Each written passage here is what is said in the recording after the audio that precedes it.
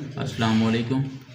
Computer सीखने के लिए हमारे चैनल नॉलेज एंड लर्निंग को सब्सक्राइब करें और बेल आइकन के बटन को लाजमन प्रेस करें ताकि आपको नेक्स्ट वीडियो मिल सके और कोर्स को जारी रख सकें। तो आज हम स्टार्ट कर रहे हैं chapter number 8 getting started with C. Topic है 1.2 programming language, types of the programming languages. तो पहला हमारा जो पॉइंट है वो है प्रोग्रामिंग लैंग्वेज। इसके ऊपर डिस्कस करते हैं। A set of the words and symbols used to write a program. एक प्रोग्राम को लिखने के लिए हम set of the words and symbols को इस्तेमाल करते हैं। पीछे हम डिस्कस कर चुके हैं, पढ़ चुके हैं कि प्रोग्राम क्या होता है। अब एक प्रोग्राम को लिखना है, एक इंस्ट्रक्शन को लिखनी है, एक कमांड को बनाना है, एक किसी भी एप्लीकेशन को डेवलप करने के लिए, तो वो प्रोग्राम बेसिकली कुछ वर्ड्स और सिंबल्स के मजमूए से लिखा जाता है। Communication between a user and computer. ये प्रोग्राम ये यूज़र और कंप्यूटर को इंटरेक्ट कराता है। कोई भी काम कर रहे हो तो वो कंप्यूटर के साथ इंटरेक्ट करवा के काम किया जाता है।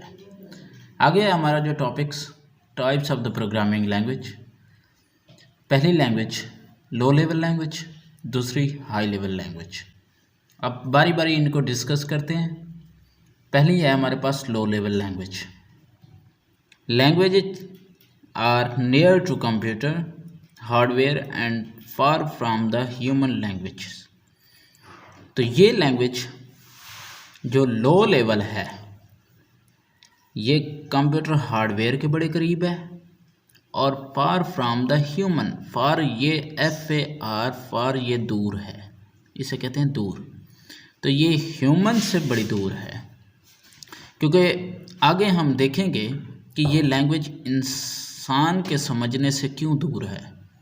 तो ये सिर्फ याद रखिएगा इसकी डेफिनेशन के अंदर कि ये हार्डवेयर के बड़े नज़दीक है। टू मेन कैटेगरीज इसकी, एक मशीन लैंग्वेज, दूसरी असेंबली लैंग्वेज। अब पहला पॉइंट इसका जो था वो मशीन लैंग्वेजेस है।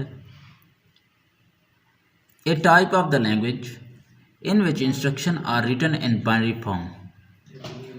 इसमें जितनी भी इंस्ट्रक्शन हिदायत लिखी जाती हैं वो बाइनरी फॉर्म में लिखी जाती हैं। अब बाइनरी फॉर्म बेसिकली 0 और 1 है।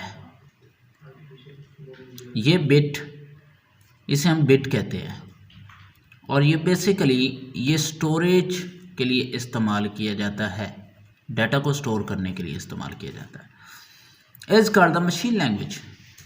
It is a only language that is directly understood by the computer।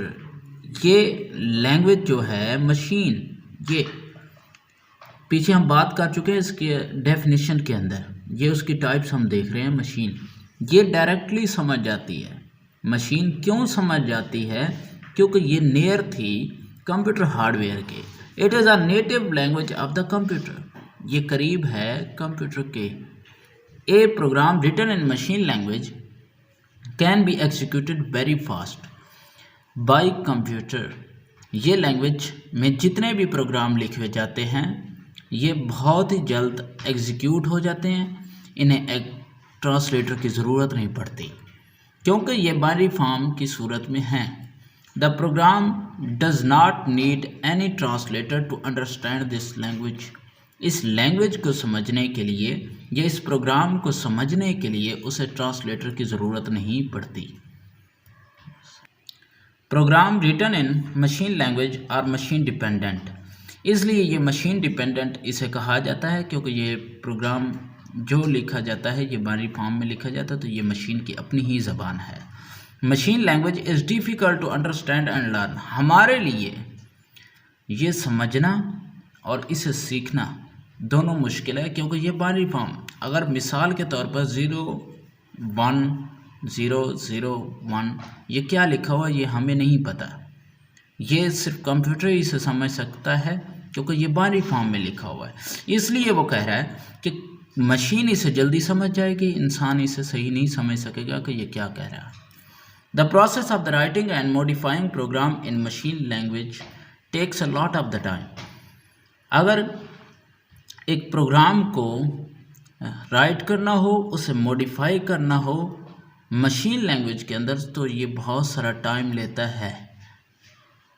दूसरा पॉइंट लो लेवल लैंग्वेज का, वो हमारे पास असेंबली लैंग्वेज है। पहले हम मशीन लैंग्वेज को डिस्कस कर चुके हैं, अब असेंबली लैंग्वेज को देखते हैं। It is one step higher than machine language. ये मशीन लैंग्वेज से वन स्टेप हायर है क्योंकि वो सिर्फ और सिर्फ बाइनरी ज़बान थी। इसके अंदर कुछ ऐसे लफ्ज़ इस्तेमाल किए जाएंगे जो कि इंग्लिश लाइक वर्ड्स होंगे। In assembly language instruction are replaced with English like words. English like words इसके अंदर इस्तेमाल किए जाएंगे, जिससे थोड़ी सी कंप्यूटर के लिए मुश्किल पैदा हो जाएगी, लेकिन इंसान को समझने में थोड़ी सी आसानी हो जाएगी। इसलिए इसे कहा जाता है one step higher than. It is a pronounced as mnemonics. इसे नीमोनिक्स कहा जाता है। Program written in assembly language are easier to write and modify than machine language. इसमें जितने भी प्रोग्राम लिखे जाते हैं वो आसानी से लिखे जा सकते हैं, समझे जा सकते हैं, एग्जीक्यूट किए जा सकते हैं बानिस्बत मशीन लैंग्वेज के। The program written in assembly language can not be executed by the computer directly. Computer इसे डायरेक्टली एग्जीक्यूट नहीं कर सकता, इसे एक ट्रांसलेटर की ज़रूरत पड़ती है। उस ट्रांसलेटर को हम कहते हैं असेंबलर। ये असेंबलर एक ट्रांसलेटर है जो कि बेसिकली आगे हम डिस्कस करेंगे सोर्स कोड को, जो कि ये बयान करेगा कि एक प्रोग्राम को कैसे मशीन लैंग्वेज में लिखेगा, उसको कैसे इंग्लिश लाइक वर्ड्स में लिखा जाएगा, उसे कैसे हाई लेवल लैंग्वेज में लिखा जाएगा। तो ये आगे हम देखेंगे इसे। उसके बाद हम ऑब्जेक्ट कोड को भी डिस्कस करेंगे, ये एग्जीक्यूटेबल फाइल में होगा। तो ये असेंबलर जो कि बेसिकली इस्तेमाल किया जाता है वो सोर्स कोड के ऊपर इस्तेमाल किया जाता है, और हमें जो कोड क्रिएट करके देता है, ये एक प्रोग्राम की इंस्ट्रक्शन बना के देता है, तो वो ऑब्जेक्ट फाइल में बना के देता है। तो असेंबलर एक ट्रांसलेटर वैसे तीन तरह के हैं, एक कंपाइलर है, एक इंटरप्रेटर है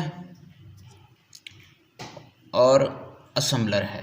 ये तीन तरह के हैं। ये ट्रांसलेटर आगे हम पढ़ेंगे, इसे ब्रीफली डिस्कस करेंगे, इसके ऊपर बातचीत करेंगे। कंप्यूटर सीखने के लिए हमारे चैनल नॉलेज एंड लर्निंग को सब्सक्राइब करें और बेल आइकन को बटन को लाजमन प्रेस करें ताकि आपको नेक्स्ट वीडियो मिल सके। Thank you.